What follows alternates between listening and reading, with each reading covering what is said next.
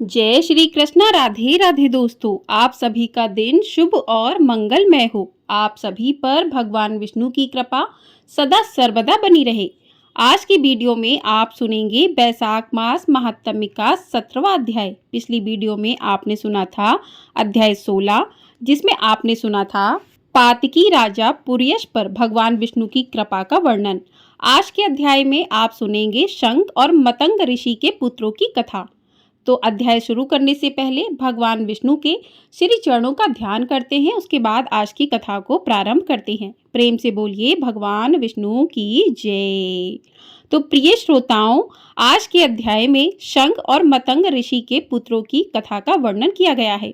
राजा ने कहा, हे मुनीश्वर, आपके मुखार विंद से भगवान के इस पुनीत धर्म को सुनकर बड़ी प्रसन्नता होती है। अब आप कृपया कर उन दिव्य धर्मों का वर्णन करें जिनसे भगवान विष्णु प्रसन्न होते हैं।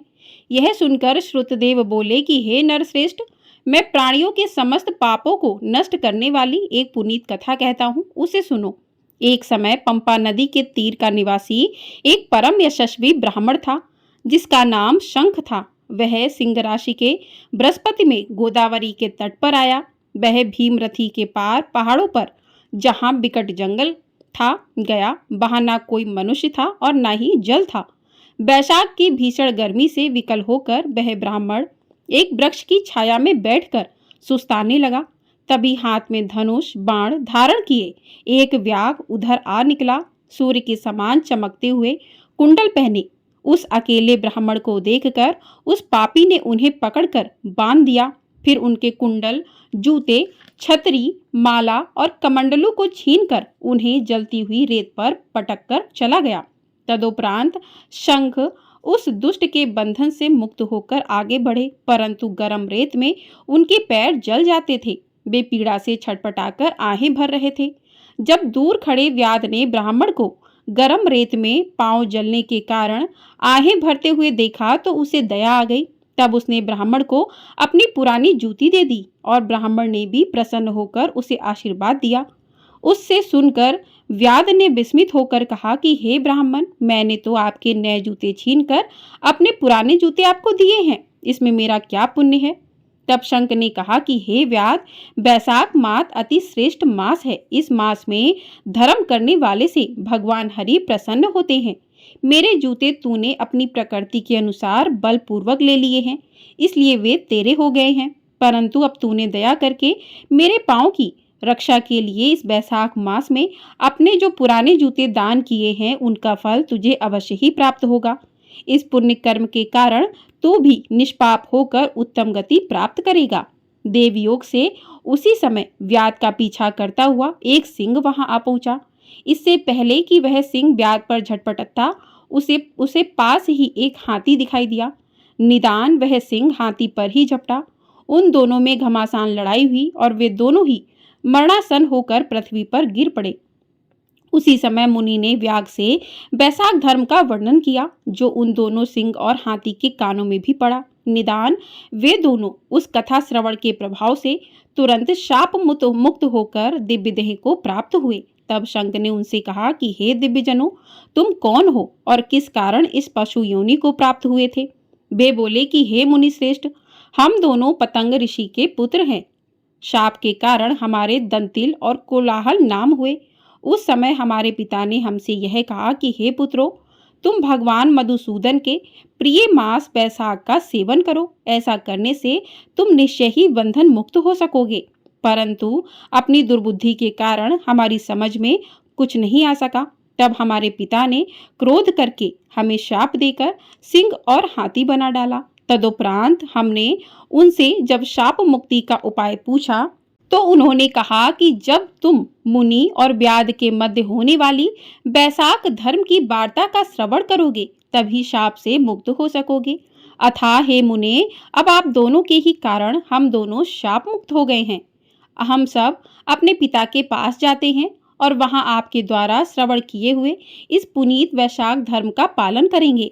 जब व्याध ने उन दोनों को पशु योनि से मुक्त हो दिव्य देह धारण कर उत्तम लोक को जाते हुए देखा, तो वह भी अपने समस्त शास्त्रों को फेंक कर कृपालु ऋषिवर शंख के चरणों में गिरकर इस प्रकार कहने लगा।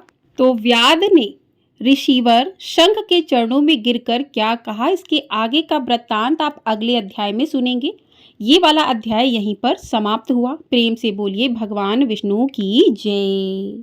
आइए अब जानते हैं भगवान विष्णु के स्वरूप का विवेचन, प्राण की श्रेष्ठता जीवों की। तो प्रिय श्रोताओं, विभिन्न स्वभाव और कर्मों का कारण तथा भागवत धर्म व्याध ने पूछा, ब्राह्मण, आपने पहले कहा था कि भगवान विष्णु की प्रीति के लिए कल्याणकारी भागवत धर्मों का और उनमें भी वैशाख मास में कर्तव्य रूप से बताए हुए नियमों का विशेष रूप से पालन करना चाहिए। वे भगवान विष्णु कैसे हैं, उनका क्या लक्षण है, उनकी सत्ता में क्या प्रमाण है तथा वे सर्वव्यापी भगवान किन के द्वारा जानने योग्य हैं। वैष्णव धर्म कैसे हैं और किससे भगवान श्री हरि प्रसन्न होते हैं। महामते, मैं आपका किंकर हूँ, मुझे ये सब बातें बताइए। व्याध के इस प्रकार पूछने पर शंख ने रोग शोक से रहित संपूर्ण जगत के स्वामी भगवान नारायण को प्रणाम करके कहा, व्याध, भगवान विष्णु का स्वरूप कैसा है यह सुनो। भगवान समस्त शक्तियों के आश्रय, संपूर्ण गुणों की निधि तथा सबके ईश्वर बताए गए हैं। वे निर्गुण, निष्कल तथा अनंत हैं। सदचित और आनंद यही उनका स्वरूप है। यह जो अखिल चराचर जगत है अपने अधीश्वर और आश्रय के साथ नियत रूप से जिसके वश में स्थित है, जिससे इसकी उत्पत्ति, पालन, संहार, पुनरावृत्ति तथा नियमन आदि होते हैं। प्रकाश, बंधन, मोक्ष और जीविका, इन सब की प्रवृत्ति जहाँ से होती है वे ही ब्रह्म नाम से प्रसिद्ध भगवान विष्णु हैं। वे ही विद्वानों के सामान्य सर्वव्यापी परमेश्वर हैं। ज्ञानी पुरुषों ने उन्हीं को साक्षात परम ब्रह्म कहा है। वेद, शास्त्र, स्मृति, पुराण, इतिहास, 5 रात्र और महाभारत सब विष्णु स्वरूप हैं, विष्णु के ही प्रतिपादक हैं। इन्हीं के द्वारा महाविष्णु जानने योग्य हैं।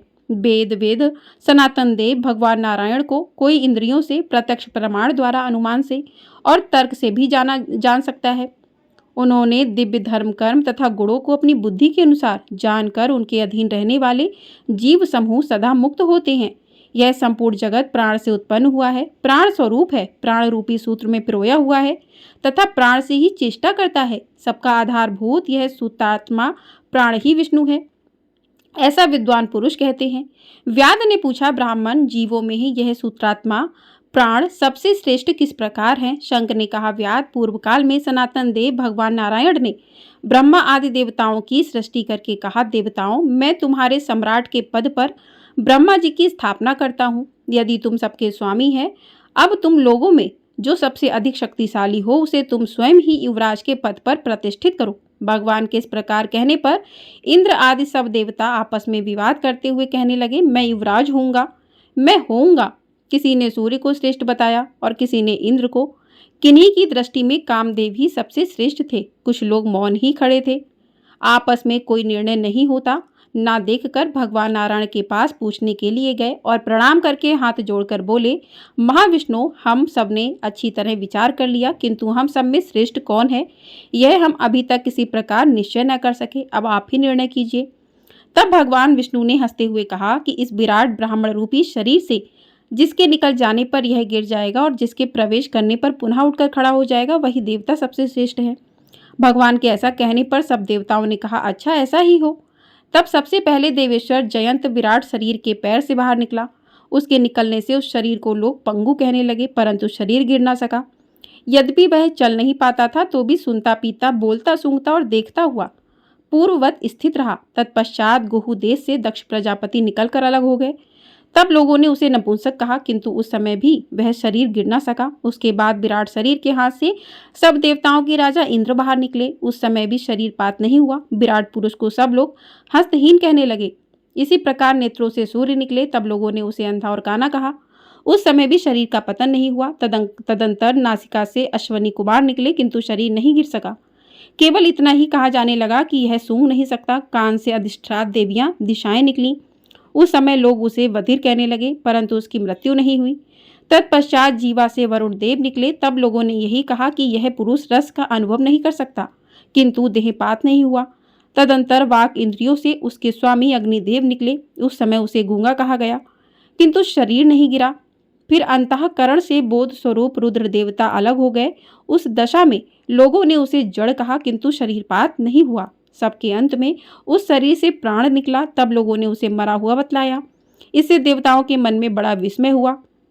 वे बोले, हम लोगों में से जो भी इस शरीर में प्रवेश करके इसे पूर्ववत उठा देगा, जीवित कर देगा, वही युवराज होगा। ऐसी प्रतिज्ञा करके सब क्रमशः उस शरीर में प्रवेश करने लगे। जयंत ने पैरों में प्रवेश किया, किंतु वह शरीर नहीं उठा।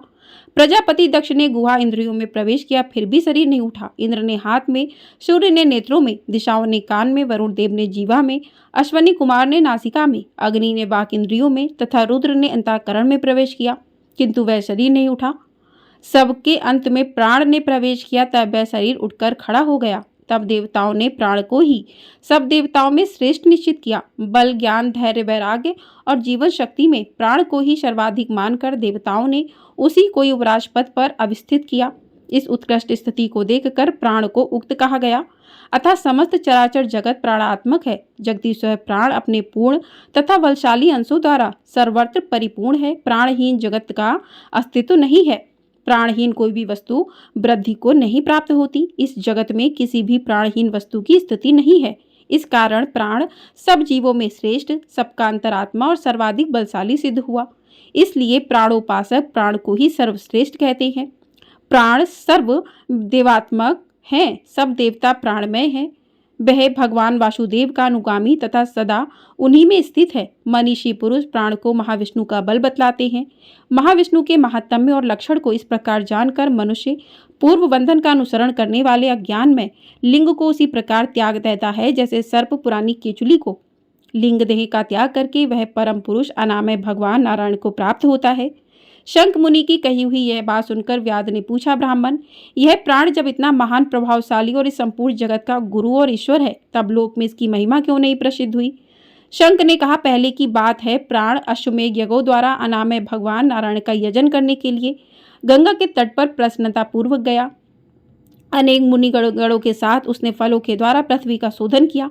उस समय वहां समाधि में स्थित हुए महात्मा कर्ण बावी की मिट्टी में छुपे हुए बैठे थे।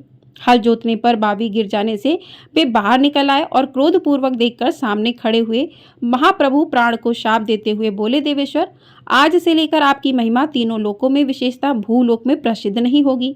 हाँ, आपके अवतार तीनों लोकों में विख्यात होंगे। व्याध, तभी से संसार में महाप्रभु प्राण की महिमा प्रसिद्ध नहीं हुई, भूलोक में तो उसकी ख्याति विशेष रूप से नहीं।